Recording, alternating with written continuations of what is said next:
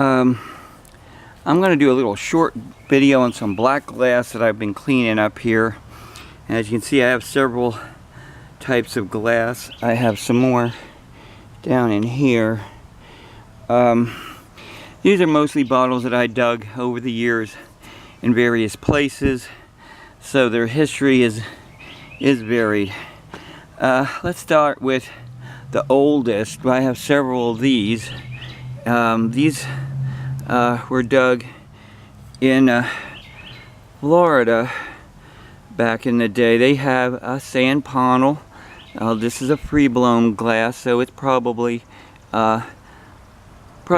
late 1700s, mid to late. It's very uneven, typical black glass, as you can see. So this bottle is your quintessential tall bottle of those days. They had onions and they also had mallets.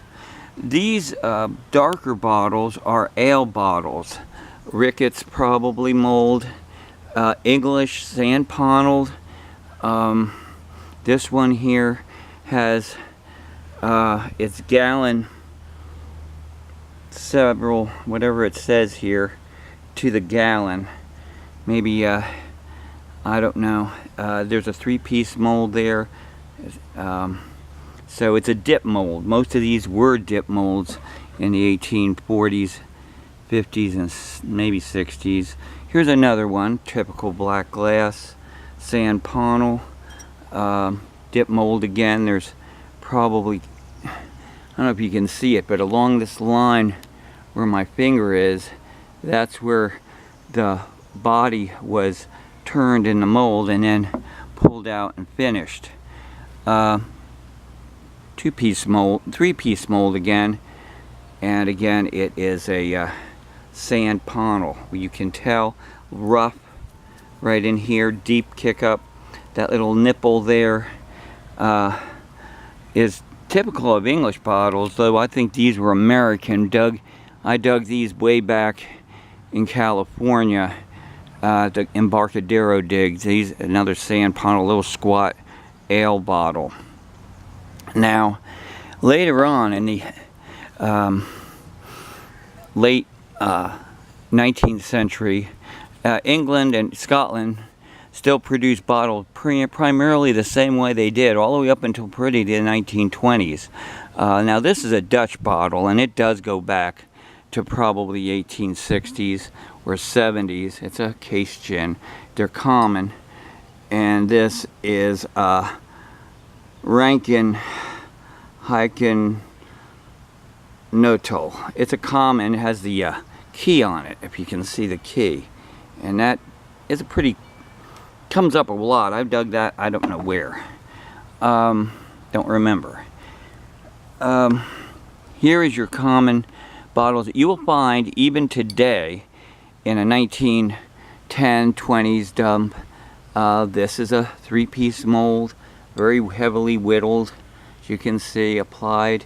But this bottle was probably made in England or Scotland for the trade, and though it looks like a typical black bottle, it's green. Now they used basalt in their batches back in the day, so higher iron content, which made these bottles very dark. Here's one that's probably 1920s period, and that is a black and white whiskey. And you can see typical black and white. And this bottle was made, it was a ply top, but it had a one of those, a porcelain seal, unresealable kind of bottle that came through Canada maybe, but this is definitely Scottish, and it was made probably from, in this manner, probably from 1910 till through the mid 1920s, I would assume, when suddenly everything went machine made. Here's a mallet bottle. This is what's called Continental. Now this bottle I actually was given by an old man who used to bind them out in Florida, and he is a typical mallet, a sand paneled again, mid 18th century, to late 18th century. Another one, same thing. I like that bottle a lot. And let's see, what else do we have? Oh, here's a typical, there's a Dutch bottle probably. See the kick up with the iron in there? And they had a iron panel with theirs. And this is probably a typical Dutch or European style. I don't know, that's another typical whiskey from the West. So there you have it. My small section of a large group of bottles that I collect. I like whiskeys. People don't seem to get much into them because they look all the same to some people, but to me, every little bit has a variant that's different. And the black glass is always interesting because every individual bottle tells a story. Look at the difference between that neck, this neck or lip, and this one. All different, correct?